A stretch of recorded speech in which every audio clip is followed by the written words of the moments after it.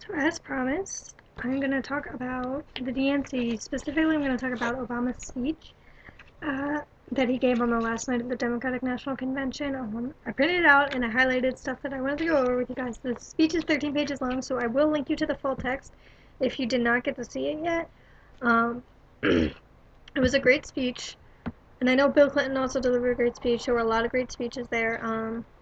But Obama's is obviously the one that really matters the most because he is the one who will be earning a vote.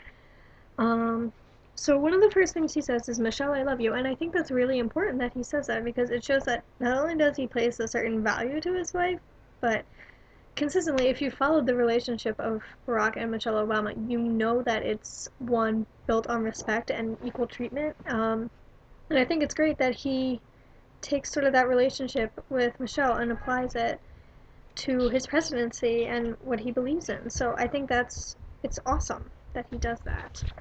Obama also talks about the promise that hard work will pay off, that responsibility will be rewarded, that everyone gets a fair shot, and everyone does their fair share, and everyone plays by the same rules from Main Street to Wall Street to Washington, D.C.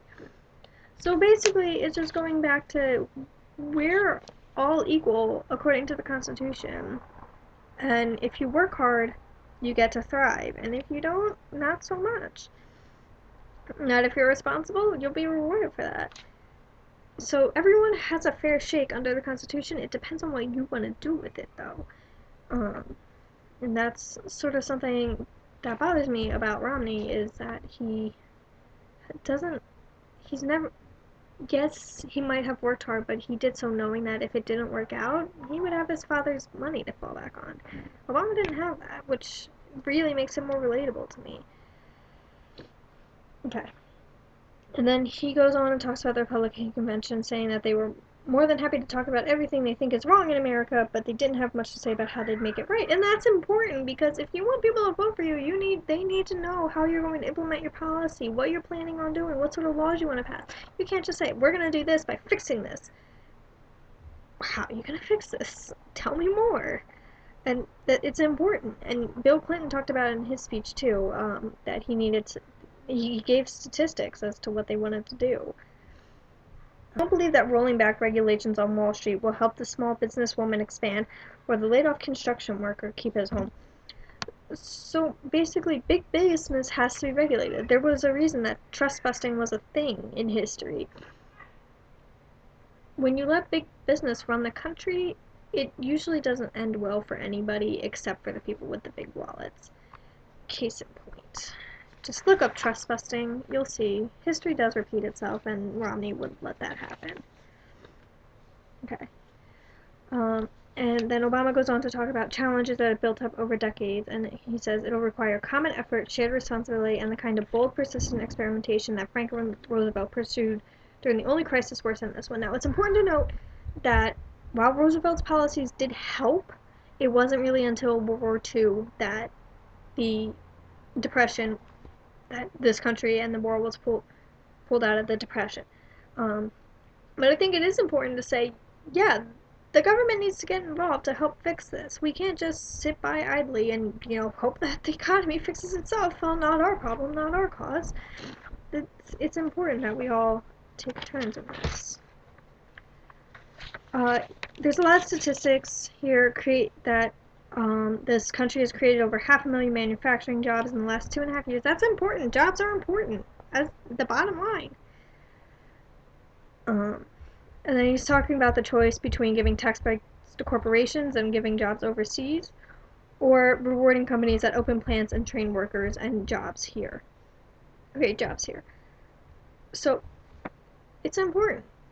Keeping stuff local is important to me, and I feel like it should be important to everyone else because that could be your neighbor who's been out of a job for 6 years could suddenly get a job because of these policy incentives, and I don't feel like that's something Romney would necessarily try to encourage. Okay. Something that really struck with me was no family should have to set aside a college acceptance letter because they don't have the money. My first choice out of all the schools I got accepted to was Boston University, but the fact of the matter was is that I got more financial aid at Drexel. Drexel was closer to home, so we could save money that way too. So as much as I wanted to go to Boston University, the reality was I couldn't afford it. And there was no way I was going to be able to afford it. So I think that's something really important that Obama is saying, is that if you want to go somewhere, you should be able to go there. You know? It's a lot about veterans' rights, which is important because our veterans matter. Everyone matters. It's just a simple issue of whether or not you decide you're going to treat everyone with equality and respect. I'm really in favor of reforming the tax code. If you remember back with Occupy Wall Street, we are the 99%, that there were people who said, even who were in the top 1%, who said, yeah, it's not fair that we pay whatever percentage while everyone else has to pay 18%. Like, it's ridiculous that you would have to pay a lesser percentage than someone who is just trying their hardest to stay on their feet while you have so much money you don't know what to do with it. He says, he's talking about what America is about, and he said it's about what can be done by us together through the hard and frustrating but necessary work of self-government. And that's something that I've really liked about the Obama administration, is how much emphasis it places on working together, and sort of bipartisanship as well. And it sort of looks bad to me that the Republicans are like, nope, we're not going to pass anything that doesn't appeal to us. Budget? Nah. Healthcare law? We're going to make sure that goes to the Supreme Court. Like, it's bipartisanship is so important, and gridlock is at an all-time high, that, sort of try to work together once in a while. You'd be shocked by what you can do.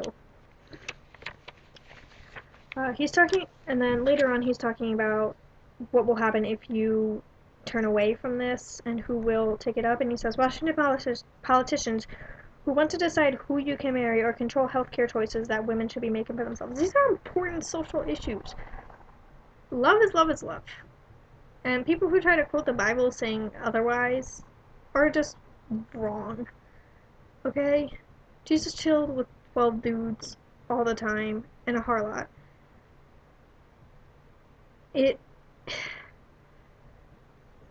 To say that my neighbors across the street can't get married, but people I know can get married for the third and fourth time, is not okay. I don't understand the issues with revolving around gay marriage. It should just be legal, and it shouldn't be an issue. If you don't like it, you don't have to marry someone of the same sex. Shocking, just the same deal, like, if you don't like abortion, you don't have to get one. And then with the healthcare choices for women, yeah, it's ridiculous to me that, stuff for your monthly cycle and birth control and all of that aren't covered by the government, when it's pretty much something every single woman goes through, especially menstruating. Like, it's ridiculous that companies are making this much money by something that should be simply provided for you at a low to no cost, because all women will go through it and all women need it. So why isn't it provided for? So the last thing I want to say is that Obama wraps it up by saying, if you believe in a country where everyone gets an unfair shot and everyone does their fair share and everyone plays by the same rules, then they need you to vote this November. And that is the most important thing, is that if you agree with Obama's policies and you're able to go vote, do it. If you agree with Romney's policies and you're able to go vote, go vote. Voting is the main resource you have of using your political voice, and it really embarrasses me that so many people in this country just throw it away. And I will talk later about the Pennsylvania state ID law, and that angers me too. But if you're able to, you need to vote. Everyone needs to get out there in November, and they just have to get it together and vote, because it matters. It does. Everything matters in this country. You might think that you can't make much of an impact, but a pebble in your shoe is really annoying. You could be the pebble. So yeah, that's sort of my thoughts from Obama's speech from the DNC. Obviously you can see why I didn't go into more of the speeches, because it would take forever, and I don't think you guys want to watch me for that long. So yeah, the FTBA.